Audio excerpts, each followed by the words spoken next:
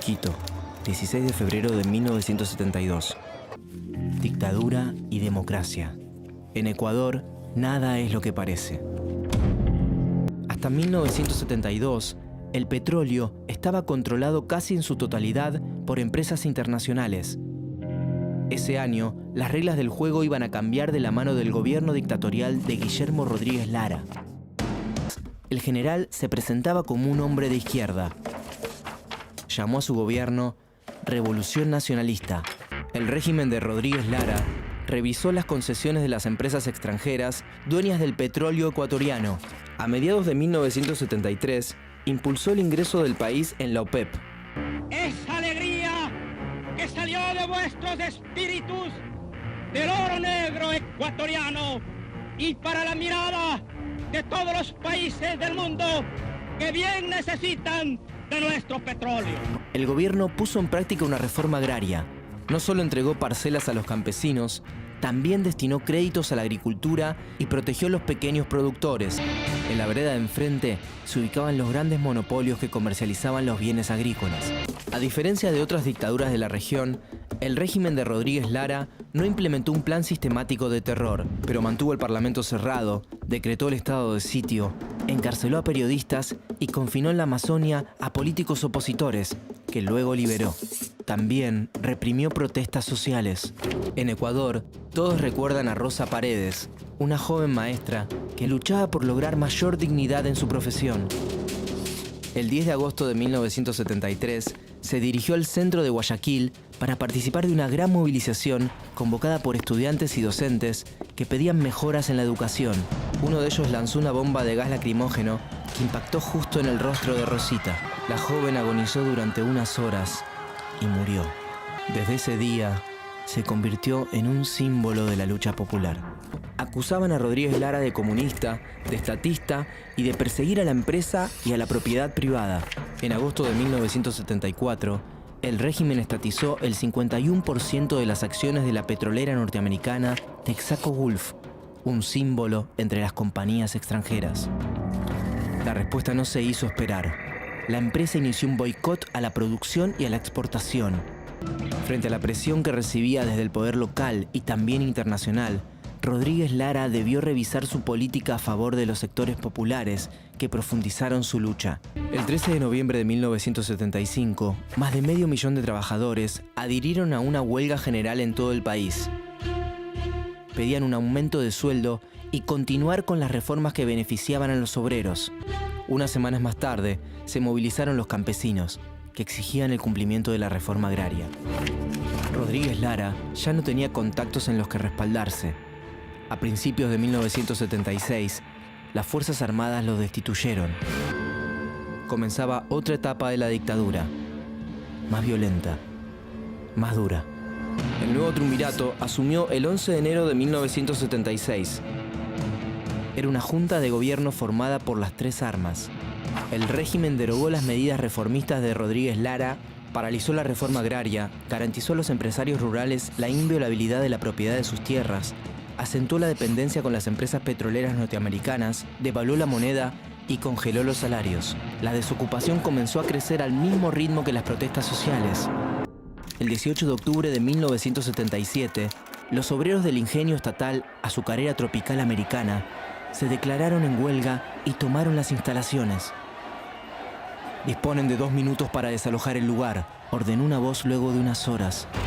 Después vinieron las bombas vomitivas y lacrimógenas, los tiros de fusil, las corridas, los gritos. Se desconoce el número de víctimas, pero superan los 100 muertos. Ni bien se conoció la magnitud de la matanza, la población se manifestó en contra y hubo más represión. Las detenciones arbitrarias y la persecución a los opositores se mantuvieron hasta el final de la dictadura. A fines de julio de 1978, el triunvirato llamó a elecciones. Luego de 4 años de gobierno militar, volvía a la democracia de mano de Jaime Roldós Aguilera. Nació en Guayaquil el 5 de noviembre de 1940. Triunfó en los comicios con una coalición que se enfrentaba al Partido Social Cristiano. Asumió la presidencia el 10 de agosto de 1979. Roldós Aguilera se comprometió con la política de derechos humanos de su país. Impulsó además la formación de un bloque continental democrático en contra de las dictaduras latinoamericanas. Parecía que los años oscuros habían terminado en Ecuador, pero todavía faltaba un capítulo más, el peor de todos, y en democracia. El 24 de mayo de 1981, el presidente habló en el Estadio Olímpico de Quito. El Ecuador democrático, capaz de dar lecciones históricas de humanismo, trabajo y libertad. Este Ecuador amazónico, desde siempre y hasta siempre. ¡Viva la patria! Después del discurso, el primer mandatario, su mujer y la comitiva que lo acompañaba viajaron desde la capital del país hacia Macará, cerca de la frontera con Perú. Pero pocos minutos antes del aterrizaje, la nave chocó contra un cerro. Hasta el día de hoy, los ecuatorianos se preguntan si fue un accidente o un atentado. El vicepresidente concluyó el mandato en un escenario convulsionado.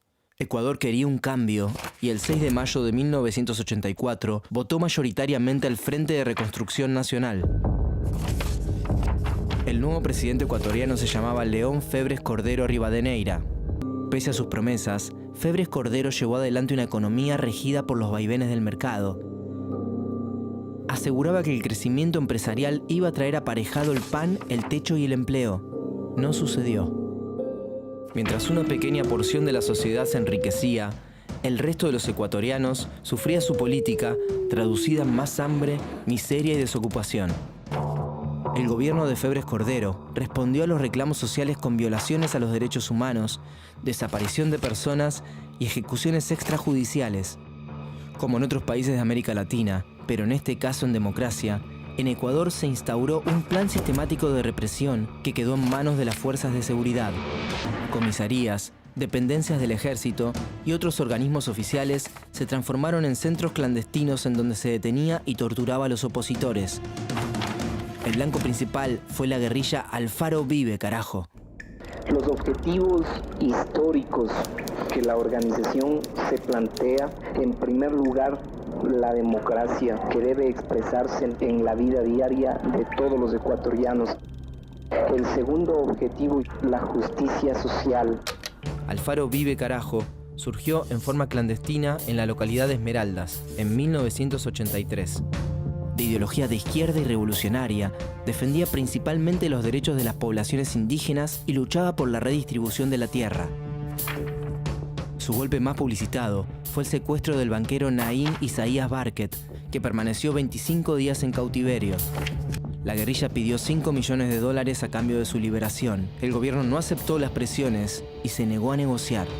Guayaquil, 2 de septiembre de 1985. Luego de descubrir, a fuerza de torturas y amenazas, el escondite en donde tenían encerrado al banquero, efectivos del ejército pusieron en marcha el operativo Rescate. Naín Isaías Barquet murió en el fuego cruzado. Cayeron también los 4 guerrilleros que lo custodiaban. El resto de los miembros de Alfaro Vive, carajo, fueron perseguidos uno a uno hasta desmembrar la organización. El gobierno utilizó como excusa la presencia de la guerrilla en el país para detener y torturar a todos sus opositores. Permítame expresarle un concepto. Esto no es un aumento de la violencia delincuencial. Este es un tipo especial de violencia, con móviles políticos, dirigida políticamente. Hacia afuera, en el escenario internacional, Ecuador se convirtió en un aliado incondicional de Estados Unidos. En 1985, rompió relaciones con la Nicaragua sandinista. Durante el gobierno de Febres Cordero, la inflación en Ecuador subió hasta el 58%, el desempleo urbano creció un 28%, el precio de la gasolina aumentó un 260% y los salarios bajaron un 14,8%.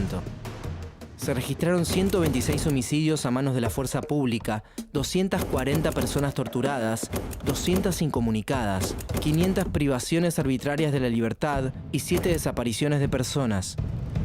En 1988, la oposición ganó las elecciones de la mano del candidato de la izquierda democrática, Rodrigo Borja. El nuevo gobierno tomó medidas para enfrentar el problema principal de Ecuador, la pobreza y el hambre, pero mantuvo la política económica neoliberal, la misma que impuso la dictadura de 1976 y continuó más tarde Febres Cordero.